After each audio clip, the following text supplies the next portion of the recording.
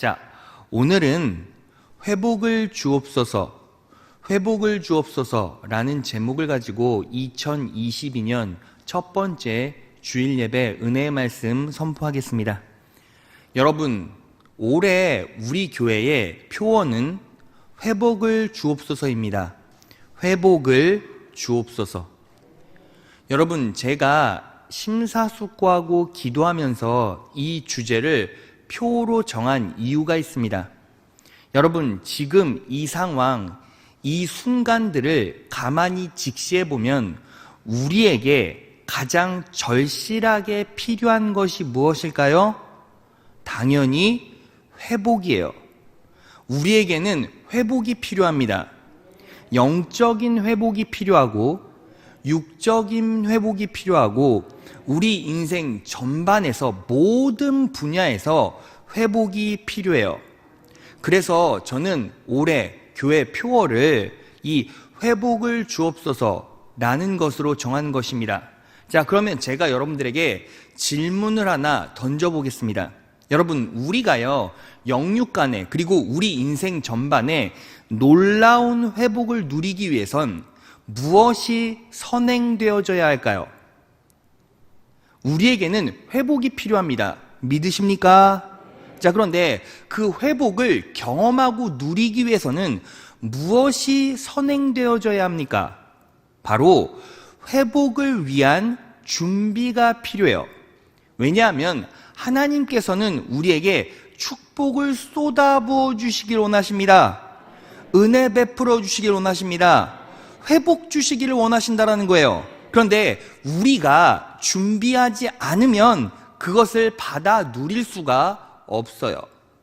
이것에 대한 가장 강력한 예가 하나님께서 이스라엘에게 부어주신 만나의 기적이에요. 여러분, 이스라엘 백성들이 출애굽하고 광야로 나왔습니다. 그들은 어쩔 수 없이 모든 부분에서 결핍을 느낄 수밖에 없었어요. 낮에는 덥고 밤에는 춥고 육신은 배고프고, 그래서 영적으로는 불안해하고 두려움에 떨었습니다. 그러니까 모든 부분에서 회복이 필요했던 거죠. 그때 하나님께서 그들에게 기적을 베풀어 주시기로 작정하셨어요. 축복을 쏟아부어 주시고 회복을 주시기로 작정하신 거죠. 그래서 어떻게 역사하셨습니까? 만나의 기적을 베풀어 주셨어요. 그런데 그 만나의 기적은 그냥 주신 것이 아니에요. 축복을 쏟아 부어 줄 테니 이스라엘에게 어떤 명령을 하셨습니까? 준비를 하라, 받을 준비를 하라 명령하신 거예요. 자, 출애굽기 16장 4절로 갑니다. 그때 여호와께서 모세에게 말씀하셨다. 내가 너희를 위하여 하늘에서 양식을 비처럼 내려주겠다. 축복의 약속이죠. 그런데 전제 조건이 있었어요. 그러니 백성들이 매일 나가서 그날 필요한 양식을 거두도록 하라. 이게 뭐예요? 준비하라. 받아 먹을 준비를 해라. 이렇게 말씀하신 거예요. 그러면서 이 준비를 정확하게 뭐라고 말씀하셨습니까? 나는 이것으로 그들이 내 지시에 따르는지 따르지 않는지 뭐 할 것이다? 뭐 할 것이다? 시험할 것이다. 그러니까 축복을 받아 먹을 준비가 바로 뭐라는 거예요? 하나님 입장에서는 시험이라는 거예요. 자, 그러면 여러분, 시험은 무엇입니까? 시험이란 결국 우리가 극복하고 통과해야 할 과정이죠. 그게 시험이에요. 그러니까 축복받을 준비는 뭐라는 거예요? 인생을 살면서 우리가 극복해야 할, 경험해야 할 온전한 과정 중에 하나라는 거예요. 그러니까 우리가 회복을 경험하고 누리기 위해선 결국 뭐가 필요하다? 이 준비의 과정을 겪어내야 한다는 것입니다. 믿으십니까? 자, 그러면 우리가 어떻게 준비를 해야 할까요? 자, 그 영적인 준비를 말하는 것이 오늘 본문 말씀이에요. 그래서 오늘 본문 말씀 시편 51편을 통해서 우리는 회복, 영적으로, 육적으로 인생에서 우리가 어떻게 회복할 수 있는가, 그 회복의 진리를 알아볼 겁니다. 여러분, 이 말씀을 삶에 잘 적용하셔서 2022년 한 해는 놀라운 회복과 형통과 번영과 성공과 승리를 누리신 여러분 되시기를 진심으로 축원합니다. 자, 오늘 말씀을 통해서 성령 하나님께서 우리에게 주신 영적 진리는 딱 하나예요. 자, 보겠습니다. 첫째, 모든 회복은 회개로부터 시작해서 구원의 즐거움으로 완성됩니다. 너무너무 중요합니다. 모든 회복은 회개로부터 시작해서 구원의 즐거움으로 완성된다는 거예요. 여러분, 오늘 본문 말씀을 포함하고 있는 시편 51편은 어떤 시입니까? 다윗이 쓴 회개시예요. 시편 51편, 이 말씀의 표제를 보면, 제목을 보면 이렇게 나와 있습니다. 다윗이 밧세바와 간음한 후 예언자 나단이 그에게 왔을 때 지은 시, 바로 이것이 시편 51편이라는 거죠. 여러분, 다윗이 죄를 지었습니다. 밧세바와 간음했어요. 자, 그런데 다윗이 죄를 지었을 때 하나님께서는 다윗에게 어떤 대가를 치르게 하셨습니까? 성령 하나님께서 다윗을 떠나기로 작정하셨어요. 자, 그래서 시편 51편 11절에 보면 다윗이 이렇게 고백합니다. 나를 주 앞에서 쫓아내지 마시고 주의 성령을 내게서 거두지 마소서. 다윗이 하나님께 이렇게 고백한 거예요. 주의 성령을 내게서 거두지 마소서. 하나님, 성령 하나님을 내 곁에서 걷어가지 말아주세요 라는 이 볼멘 소리에 고백을 했다라는 거죠. 자, 그러면 다윗은 성령 하나님이 떠나가실 때 어떤 고통을 겪었겠습니까? 자, 나아가서는 우리가 이런 질문을 해볼 수 있죠. 여러분, 성령 하나님께서 우리 곁을 떠나가면 우리는 어떤 아픔과 고통을 겪게 되죠? 이걸 우리가 분명히 알아야 된다는 거죠. 자, 이것을 알기 위해서 갈라디아서로 갑니다. 갈라디아서 5장 22에서 23절이에요. 성령님이 지배하는 생활에는, 바꿔 말하면 성령 충만한 인생에는 이라는 뜻이죠. 여러분, 구약 시대에는 성령님이 오시고 완전히 떠나가시기도 했지만 신약 시대, 은혜 시대는 성령님이 우리 안에 임재해 계시면 절대로 떠나가지 않으시는 거예요. 믿으십니까? 그런데 중요한 사실이 무엇입니까? 자, 떠나가시진 않지만 우리가 죄를 짓고 거룩하게 인생을 살지 못하면 결국 어떻게 됩니까? 내적으로 역사하시지 않으시죠. 즉, 성령 충만이 소멸된다는 거예요.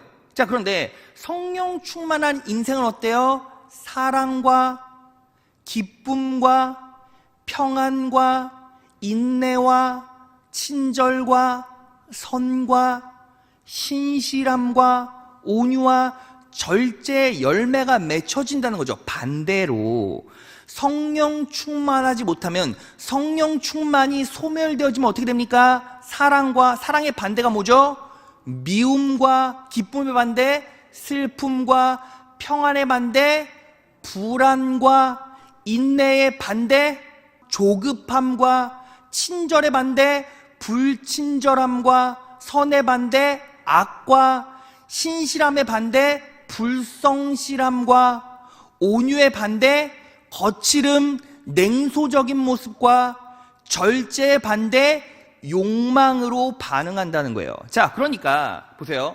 성령 충만이 소멸되면 그 영혼 가운데는 성령 충만의 반대의 기질들이 득세하고 역사하게 됩니다. 그래서 어떤 일이 벌어집니까?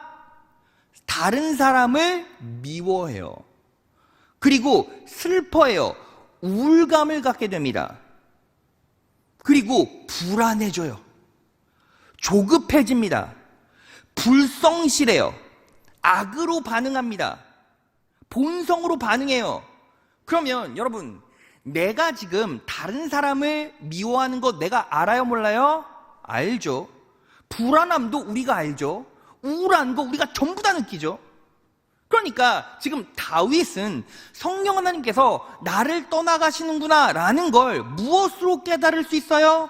본인의 삶에서 나타나는 기질과 열매로 그런 것들을 정확하게 느끼고 있었다는 거죠. 그래서 다윗이 그런 것들을 극복하기 위해서, 영적인 회복을 위해서 무엇을 했습니까? 바로 회개했다는 거예요. 자, 그러면 다윗이 어떻게 회개했습니까? 시편 51편 3절이에요. 나는 내 잘못을 인정하며 항상 내 죄를 의식하고 있습니다. 죄에 대한 인식이 있었죠. 그리고 시편 51편 2절입니다. 나의 모든 죄악을 씻어주시며 나를 죄에서 깨끗하게 하소서. 이게 무엇입니까? 바로 다윗은 죄에 대한 고백을 했다라는 거예요. 그러니까 다윗은 뭐 했습니까? 죄를 짓고 내 안에 성령 하나님의 역사가 일어나지 않는다는 걸 깨닫고 나서 정확하게 뭐 한 겁니까? 죄를 인식하고, 바꿔 말하면 나의 연약함을 인식하고 나의 연약함을 고백하고, 그리고 나단 선지자 앞에서 바로 뭐 했어요? 삶의 방향을 틀기로 결단했다는 거예요. 자, 그래서 회복의 시작은 무엇입니까? 회복의 시작은 무조건 회개로 시작됩니다. 회개로 시작됩니다. 회개로 시작됩니다. 믿으십니까? 여러분, 회개는 뭐라고 했어요? 바로 나의 연약함을 인식하고 고백하고 결단해서 내 삶의 방향을 틀어내겠습니다. 이게 회개라고 했어요. 여러분, 제가 왜 2021년 12월 달에 3주 동안 계속 회개의 말씀을 선포한지 아십니까? 바로 2022년은 우리에게 놀라운 회복이 필요했기 때문이에요. 믿으십니까? 자, 그래서 여러분, 지금 여러분들은 3주 동안 뭐 한 거예요? 결국 나의 연약함을 인식하고 나의 연약함을 고백하고 그리고 결단하여 내 삶의 방향을 틀어내겠습니다. 이 영적 작업을 한 거예요. 믿으십니까? 자, 회개의 능력으로 이 자리에 서신 분 아멘. 회개의 능력으로 이 자리에 서신 분 아멘. 자, 그러면 여러분들의 영혼과 인생 가운데 이미 뭐가 시작된 거예요? 회복이 시작됐다는 거예요. 믿으십니까? 자, 그러면 이제 회복이 시작됐어요. 그럼 이 회복을요, 어떻게 완성할 수 있습니까? 자, 그것에 대한 답이 오늘 본문 말씀에 나와 있어요. 자, 오늘 본문 말씀 시편 51편 12절을 보겠습니다. 주의 구원의 즐거움을 내게 회복시키시고 자원하는 심령을 주사 나를 붙드소서. 자, 이 부분을요, 새번역 성경 보면 이렇게 나와 있습니다. 주님께서 베푸시는 구원의 기쁨을 내게 회복시켜 주시고, 그 다음에 뭐라고 나와 있습니까? 내가 지탱할 수 있도록 내게 자발적인 마음을 주십시오라고 나와 있어요. 그러니까 바꿔 말하면 우리가 구원의 기쁨을 회복하면 우리 자발적인 마음을 통해서 우리는 우리 스스로를 지탱해 갈 수 있다는 거예요. 믿으십니까? 자, 그래서 여러분, 결국 회복의 완성은 우리가 무엇을 알고 인식하고 누리는 데 있어요? 구원의 기쁨을 알고 인식하고 누리고 또 그 말씀에 우리를 의지시킬 수만 있다면 결국 어떻게 됩니까? 우리는 이 회복을 완성할 수 있다는 것입니다. 믿으십니까? 자, 그러면 구원의 기쁨이 뭡니까? 자, 로마서로 갑니다. 로마서 1장 16절이에요. 내가 복음을 부끄러워하지 아니하노니 이 복음은 모든 믿는 자에게 구원을 주시는 하나님의 능력이 됨이라. 바꿔 말하면 무슨 뜻입니까? 복음을 믿으면 하나님의 능력으로 구원을 소유할 수 있습니다, 이 뜻이죠. 그런데 그 구원은 무엇입니까? 헬라어로 소조, 영혼과 육체의 구원을 말해요. 자, 그럼 여기서 우리가요, 아주 중요한 질문 하나를 던져야 됩니다. 자, 보세요. 복음을 믿는 자는 하나님의 능력으로 구원을 입습니다. 그런데 여러분, 이 복음을 믿는다라는 건 내 안에 뭐가 있다는 거죠? 믿음이 있다는 거죠. 자, 그러면 우리가요, 하나님의 놀라운 구원의 능력을 소유하기 위해선 뭐 해야 합니까? 내 믿음이 진짜인지 가짜인지를 알아야죠. 그렇지 않습니까? 여러분 보세요. 내가요, 복음을 믿음으로 구원받아요. 그러면 내 안에 있는 이 믿음이 진짜여야만 하나님의 능력으로 구원에 임할 것 아닙니까? 자, 그러면 우리의 믿음은 진짜인지 가짜인지 어떻게 합니까? 자, 말씀 보겠습니다. 갈라디아서 3장 14절이에요. 이것은 그리스도 예수님 안에서 이방인들도 아브라함의 복을 받고 우리도 믿음으로 약속된 무엇을 받도록 성령을 받도록 하기 위한 것입니다. 그러니까 내 믿음이 진짜 믿음이라면 내 안에 지금 누가 임재해 계세요? 성령님이 임재해 계시죠. 자, 그러면요, 또 질문.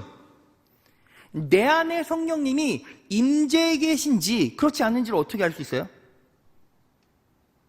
자, 알 수 있는 방법이 있어요. 자, 갈라디아서 4장 6절입니다. 여러분이 아들이기 때문에 하나님은 성령을 우리 마음 가운데 보내셔서 나의 아버지라고 부르게 하셨습니다. 자, 개역 한글 성경에 보면 나의 아버지를 아빠, 아버지라고 부르게 하셨다고 나와 있어요. 자, 그러니까 요체는 이거예요.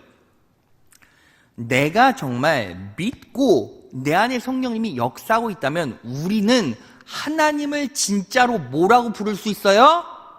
아버지라고 부를 수 있다는 거예요.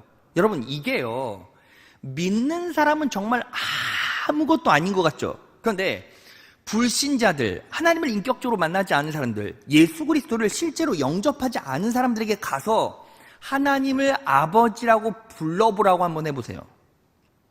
못 불러요. 그리고 여러분, 어떤 사람이 하나님을 아버지라고 부를 때 그냥 배우처럼 연기를 한다라고 가정해 봅시다. 자, 그러면 여러분, 다른 사람이 하나님을 아버지라고 부를 때 그 사람이 배우처럼 연기하고 있다면 우리는 알 수 없죠. 그런데 누구는 알 수 있어요? 그 연기하는 당사자는 알 수 있죠. 내가 하나님을 아버지라고 부를 때 이질감을 느끼는지 생경함을 느끼는지 알 수 있어요? 없어요?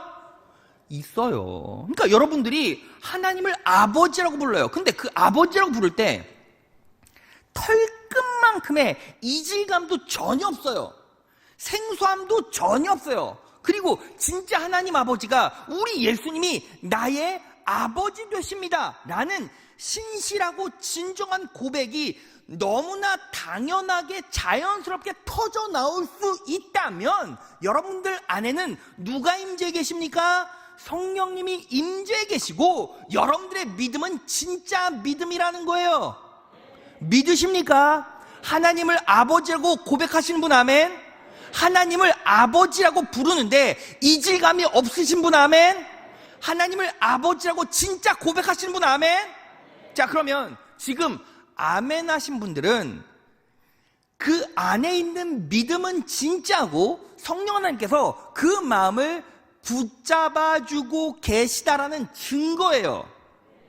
자, 그런데 여기에서부터 본질적이고 근본적인 문제가 하나 생겨요. 뭐냐면 여러분, 지금 여러분들이 하나님을 아버지라고 고백하셨죠. 그리고 여러분들 마음 가운데 있는 성령 하나님은 진짜 계시고 여러분들의 믿음은 100% 진짜 믿음이에요.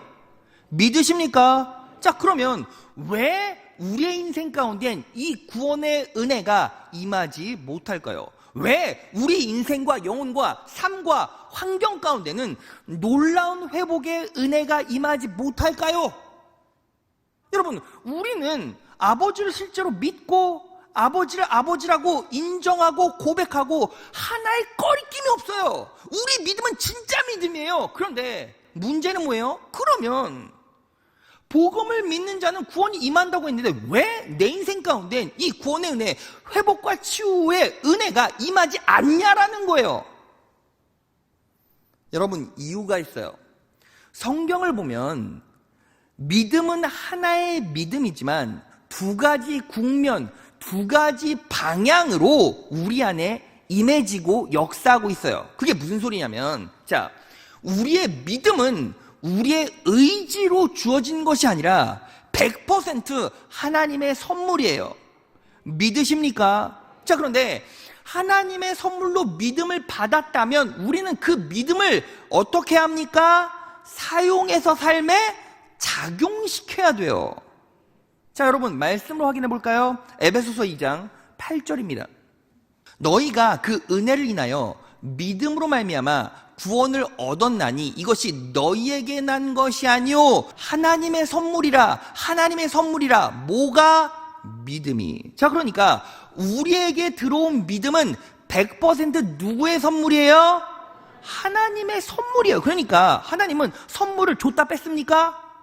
절대로 그러신 분이 아니죠. 그래서 궁극적 택자는 구원입니다. 이 말이 무슨 뜻입니까? 내 안에 믿음이 임한 자는 100% 1000% 구원에 이르게 돼요. 영적인, 죽어서 어디 갑니까? 천국 간다는 거예요. 그 믿음, 선물로 들어온 믿음이 있어요. 그런데 선물을 받고 그 선물을 누리려면 포장지 뜯어서 그 선물을 사용해서 그 선물을 작용시켜야 내가 기쁘고 즐겁고 누릴 수 있죠. 여러분, 립스틱 하나라도 선물로 받았으면 립스틱을 빼서 입술에 칠해야 예뻐지잖아요. 똑같은 거예요. 믿음도 선물로 받았다면 우리가 그 믿음을 활용하고 작용시켜야 된다는 겁니다. 자, 그래서 로마서 10장 10절 사람이 마음으로 믿어 의에 이르고 입으로 시인하여 구원에 이르느니라. 사람이 마음으로 뭐예요?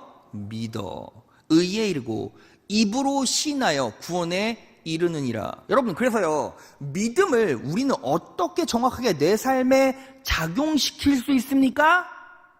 마음으로 믿고 입으로 고백하는 거예요. 사람이 마음으로 믿어 의에 이르고 하나님의 은혜를 취할 수 있고 마음으로 믿어 의에 이르고 입으로 시인하여 구원에 이르느니라. 이 구원이 헬라어로 정확하게 소조예요. 자, 그러니까 결국에는 믿음은 선물로 주어졌습니다. 믿으십니까? 자, 그러면 그 믿음을 우리가 어떻게 삶에 작용시키고 활용할 수 있죠? 마음으로 믿어 의에 이르고 입으로 시인하여 구원에 이르느니라. 자, 그러면 무엇을 마음에 믿고 무엇을 입술로 고백해야 합니까? 자, 앞구절 보겠습니다. 로마서 10장 9절. 내가 만일 내 입으로 예수를 주로 신하며, 바꿔 말하면 예수는 나의 주인이십니다. 예수는 나의 구원자십니다. 입술로 시인하라는 거예요. 믿으십니까? 또 하나님께서 그를 죽은 자 가운데서 살리신 것을 내 마음에 믿으면, 이게 무슨 뜻입니까? 하나님께서 예수 그리스도를 죽은 자 가운데서 살리신 것 같이 나도 예수 그리스도로 말미암아 부활할 것입니다. 나도 예수 그리스도로 말미암아 살아날 것입니다. 나도 예수 그리스도로 말미암아 회복될 것입니다. 믿으십니까? 자, 그러면 우리는요, 삶이 힘들고 어려워질 때마다 무엇을 마음으로 믿고 입으로 신해야 합니까? 예수님이 나의 주인이시고 예수님이 나의 구원자십니다. 예수 그리스도로 말미암아 나는 부활할 것입니다. 예수 그리스도로 말미암아 나는 살아날 것입니다. 예수 그리스도로 말미암아 나는 회복을 누리게 될 것입니다. 예수 그리스도로 말미암아 나는 치유될 것입니다. 예수 그리스도로 말미암아 나는 다시 일어날 것입니다. 믿으십니까? 여러분, 이 입술의 고백이 내 삶 가운데 훈련처럼 토해져야 된다는 거예요. 여러분, 이게 왜 훈련이 되어야 합니까? 여러분 보세요. 실제로 삶을 살다 어려운 위기들을 많이 겪어요. 2021년도 참 다사다난했죠.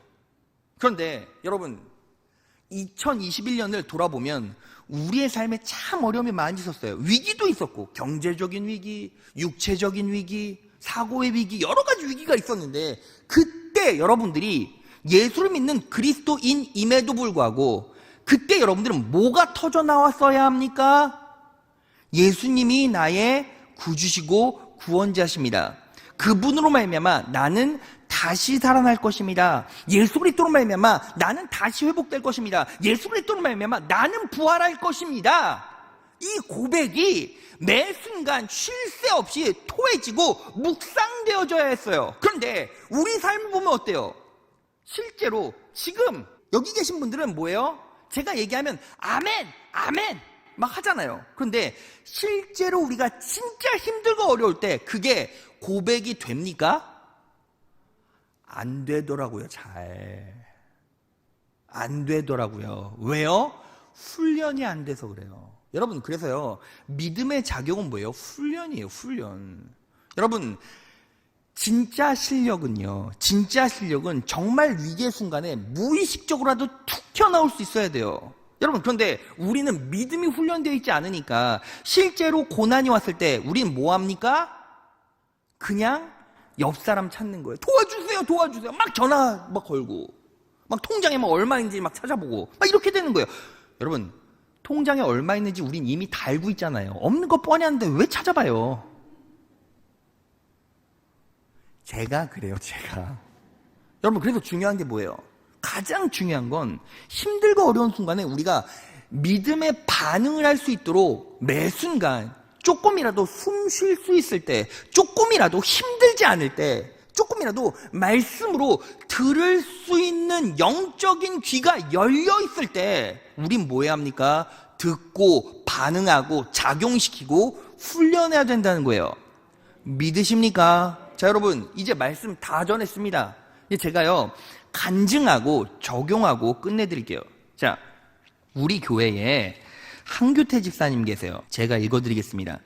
2021년 5월 6일 시골집 천장에 구멍이 생겨 지붕에 올라 점검하고 내려오던 중 지붕 슬레이트가 무너져 추락하게 되었습니다. 그러니까 지붕에서 떨어진 거죠. 땅에 떨어져 부서진 슬레이트 조각에 얼굴까지 부딪히며 안경 알이 깨지고 슬레이트 조각과 안경 유리가 눈 주위에 찍히는 심각한 사고가 났습니다. 실명될 위기가 될 정도로 심각한 사고를 당한 상황에 아무것도 생각나지 않았고 순간적으로 주여만 불렀고 오직 주님밖에 생각이 나지 않았습니다. 여러분, 지금요, 이 사고가 얼마나 심각한지 여러분들이 잘 모르시잖아요. 제가 그래서 한규태 집사님께 부탁을 해서 제가 사진을 받아왔는데 몇 장의 사진을 보니까 너무 참혹하고 비참하고 막 잔인하게 느껴져서 여러분들에게 보여줄 수 없어서 가장 순화된 사진 한 장을 뽑았어요. 자, 보여주세요. 보시면 여러분, 눈 보이십니까? 눈 주변이 슬레이트가 튀겨서 박혀서 다 찢어졌어요. 그러니까 실제로 진짜 실명 위기, 그냥 간증으로 쓰니까 실명 위기가 아니라 진짜 실명 위기에 처해 있었다고요. 그리고 그 집 지붕에서 떨어진 거예요. 여러분, 떨어져서 머리부터 떨어지면 어떻게 됩니까? 그냥 죽는 거예요. 그런 상황이었죠. 황급히 병원으로 이동하여 3-4시간의 수술을 받았고 수술을 맡은 의사 선생님은 이런 사고는 처음이라고 하셨습니다. 왜냐하면 이렇게까지 다치면 실명하고도 남는데 저는 그렇지 않았기 때문입니다. 사람들은 제게 운이 좋다고 하며 천운이라고 하였습니다. 의사 선생님도 천운이라고 하였지만 저는 위기의 순간에 주님을 부른 제 긴급한 목소리에 하나님께서 응답하신 것을 알 수 있었습니다. 수술 후 눈 위로는 60바늘, 오른쪽 광대뼈 쪽 20바늘 정도의 상처가 생기고 광대와 눈 위의 골절로 4주에서 8주 이상의 치료가 필요했습니다. 또 지붕에서 떨어지면서 머리를 심하게 부딪혀 뇌출혈 가능성과 안면마비의 증상도 나타났기 때문에 한 달 정도는 안정을 취하지 않으면 위험하다고 하였습니다. 의사는 입원을 권유했지만 교회에 맡겨진 사명인 예배 음향 점검과 교구사역, 복지위원회 일이 생각나서 의사 선생님의 입원 권유를 뒤로하고 다음날 퇴원하여 돌아왔습니다. 퇴원 후에도 완전한 회복을 장담할 수 없었고 사고로 인해 시력은 많이 저하되었습니다. 하지만 모든 것을 하나님께 맡기고 주 앞에 나와 예배하기를 쉬지 않았습니다. 사고 기간 동안 매주 담임 목사님의 기도와 교구 성도님들의 기도도 끊이지 않았습니다. 정기 검진이 있어서 지난 주일 예배 후 지방에 내려가 검사를 받았는데 시력은 0.2 올랐고 오른쪽 얼굴 마비 증상도 눈 아래쪽으로는 다 회복되었습니다. 당시 의사 선생님도 이러한 회복은 보기 드문 현상이라 하였고 저는 이 모든 것이 다 하나님의 은혜임을 고백하며 앞으로도 계속해서 하나님을 의지하고 예배하며 나아갈 것입니다. 모든 영광을 하나님께 돌립니다.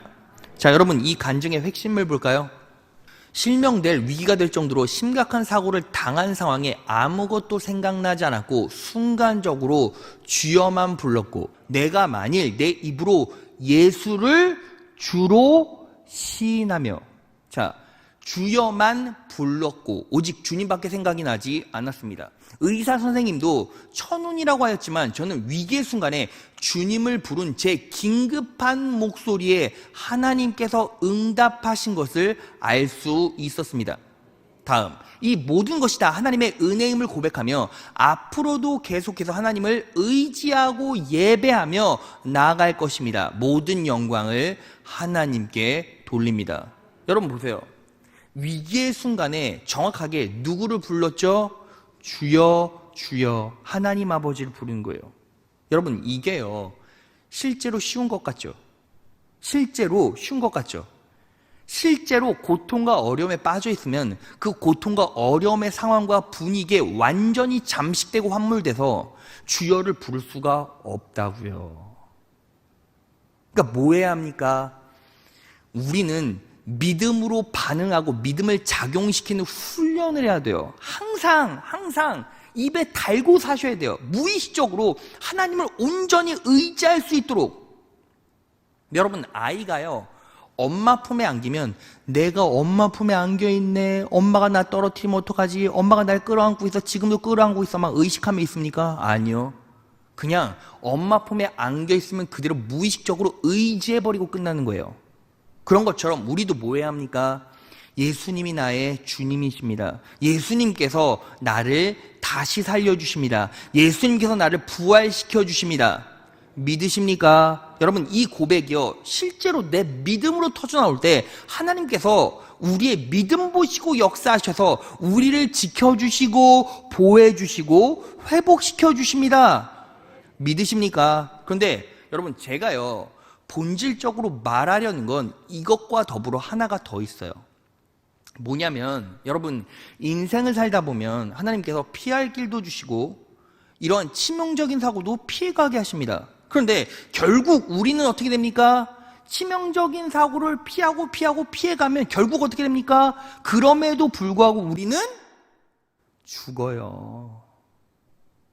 그래서 여러분, 육적인 회복뿐만 아니라 우리는 매 순간 무엇을 기대하고 무엇을 적용하며 살아가야 합니까?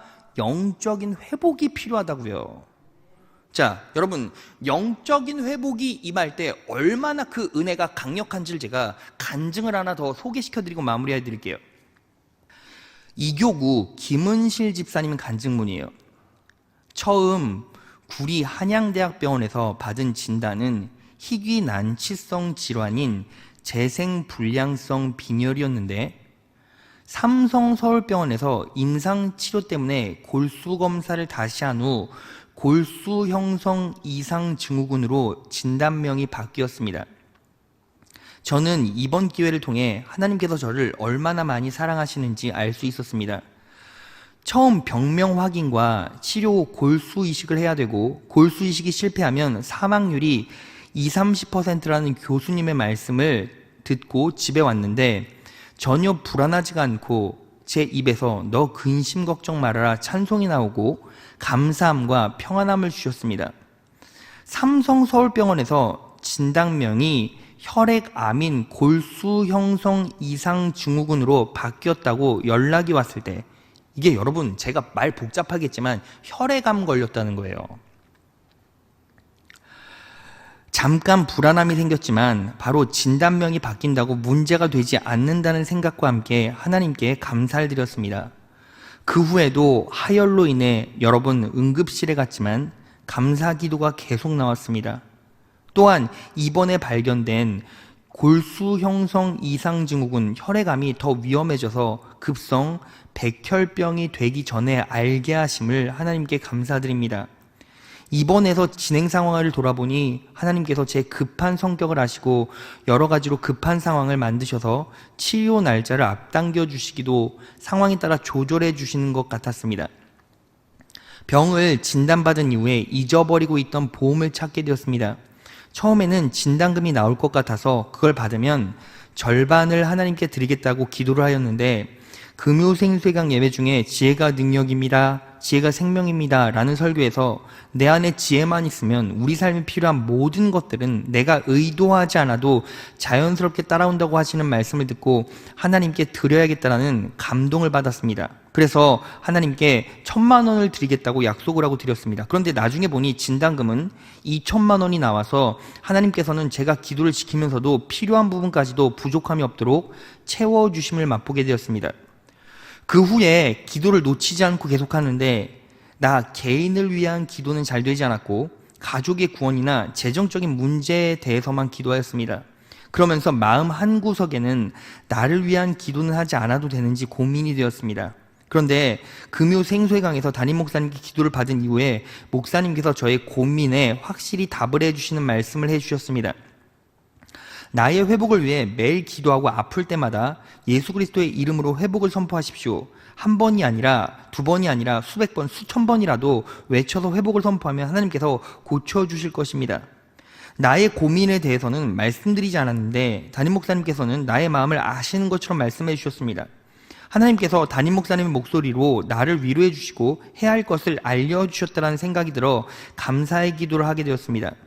지금까지 제가 지나온 시간을 되짚어 보았을 때 항상 저와 함께 계시며 사소한 것까지 응답해 주시는 하나님께서 저의 삶을 제 뜻이 아닌 아버지의 뜻대로 책임져 주실 거라 믿기에 그럼에도 불구하고 또한 그리 아니하실지라도 매일매일 감사하기만 합니다. 제게 감사함과 평안함을 주신 것처럼 우리 가족들 또한 하나님을 인격적으로 만남으로 불안해하지 않고 어려움 속에서도 감사함과 평안함을 주실 줄 믿습니다. 계속해서 저를 위해 기도해 주시는 모든 분들께 진심으로 감사드립니다. 이 간증의 핵심을 보겠습니다. 지금까지 제가 지나온 시간들을 되짚어 보았을 때 항상 저와 함께 계시며 사소한 것까지 응답해 주시는 하나님께서 저의 삶을 제 뜻이 아닌 아버지의 뜻대로 책임져 주실 거라 믿기에 그럼에도 불구하고 또한 그리 아니하실지라도 매일매일 감사하기만 합니다. 다음, 제게 감사함과 평안함을 주신 것처럼 우리 가족들 또한 하나님을 인격적으로 만남으로 불안해하지 않고 어려움 속에서도 감사함과 평안함을 주실 줄 믿습니다. 자, 말씀 정리해 볼까요? 여러분, 제가 왜 실명을 거론했냐면 여러분들은 이 간증을 들은 이상 이제 뭐 해야 합니까? 김은실 집사님을 위해서 기도해야 돼요. 여러분, 이분은요 지금 혈액암이에요. 그런데 여러분, 이 고백이 놀랍지 않습니까? 하혈을 할 때도 감사했대요. 하혈을 할 때도 감사했대요. 말씀에 반응하여, 여러분, 세상 사람들은 암에 걸려요. 치명적인 질병, 치명적인 가시가 내 육체에 콱 하고 박혔을 때 세상 사람들은 어떻게 반응합니까? 나 죽을까봐 두려워하고 무서워하잖아요. 그런데 초질관 이 집사님은 어때요? 가족들을 위해서 기도해요. 그런데 제가 이 말씀, 이 간증을 읽고 말씀을 묵상하는데 제 마음 한켠에 콱 하고 박힌 게 있어요. 그럼에도 불구하고 그리 아니하실지라도. 여러분, 이게 무슨 뜻입니까? 내가 예수 잘 믿고 성실하게 신앙생활을 해왔지만 그럼에도 불구하고 이렇게 치명적인 질병에 노출되고 걸려버렸네요. 그럼에도 불구하고. 그런데 그리 아니하실지라도, 치유되거나 회복되지 않더라도 저는 감사하고 평안합니다. 여러분, 지금 이 집사님은 치열하게 질병과 싸우고 있습니다. 여러분, 예수의 이름으로 선포하는 건 주문이 아니에요. 예수의 이름으로 선포하면 하나님께서 그 믿음 보시고 역사하십니다. 그런데 여러분, 만약에 하나님의 계획과 뜻이 있어서 이 자매가 원하는 결과를 받아내지 못한다 가정해 봅시다. 그런데 이미 이 집사님의 입술 가운데는 뭐가 선포됐습니까? 그럼에도 불구하고 그리 아니하실지라도. 여러분, 이 집사님의 고통은 진짜잖아요. 내 육신에 지금 치명적인 질병이 있다고 가정해 봅시다. 그게 혈액암이에요. 자, 그러면 여러분들은 그 상황에서 가족을 위해서 기도할 수 있습니까? 내 치료해야 되는 보험금을 뜯어서 하나님께 올려드릴 수 있습니까? 하나님 앞에 내 약해져가고 무너져가는 육체를 바라보며 그럼에도 불구하고 그리 아니하실지라도 라는 고백이 터져나올 수 있습니까? 여러분, 만약에 이 고백이 여러분들의 인생 가운데 진짜 믿음의 고백으로 터져나올 수만 있다면 여러분들의 영혼은 이미 회복됐겠죠. 그리고 어떤 삶의 시련과 역경이 온다 할지라도 전부 다 밀어내고 이겨내고 초월하고 극복할 수 있겠죠. 여러분, 우리는 너무 육체적인 회복, 인생의 회복, 사업의 회복, 관계의 회복에만 집중하고 있는 것 아닙니까? 근데 실제로 우리가 가장 맨 처음 가져야 할 회복이 뭐예요? 영적인 회복이잖아요. 그러면 여러분들은 이제 하나님 앞에 그럼에도 불구하고 그리 아니하실지라도 라는 고백이 터져나올 수 있도록 그분을 철저하게 의지하겠죠. 그러기 위해선 영광스러운 천국을 갈망할 수 있어야 하고, 어떤 상황에서도 하나님의 뜻대로 선하게 인도함 받는다. 그것이 내 삶의 끝자락에 죽음이라 할지라도. 여러분, 이 믿음 가지고 바울은 순교한 거고, 이 믿음 가지고 스데반 집사는 순교한 거고, 이 믿음 가지고 12제자 중에 10명이 순교한 거예요. 여러분, 진짜 우리가 회복되기 위해선 무엇이 필요할까요? 그럼에도 불구하고 그리 아니하실지라도, 이 믿음이 여러분들의 영혼 가운데 깊이 있게 작용돼야 된다는 것입니다. 그럴 때 하나님께서 여러분을 더욱더 건강하게 강력하게 다져가시고 아름답게 빚어가실 것입니다. 이 말씀을 2022년 정확하게 마음에 새기셔서 영혼이 잘 되고 육신이 강건하고 범사가 잘 되고 하나님의 놀라운 은혜와 영광을 치유와 회복으로 느껴 놀라운 하나님의 구원의 은혜를 입술로 고백하고 간증하는 귀한 성복교회 성도 여러분 되시기를 진심으로 축원합니다.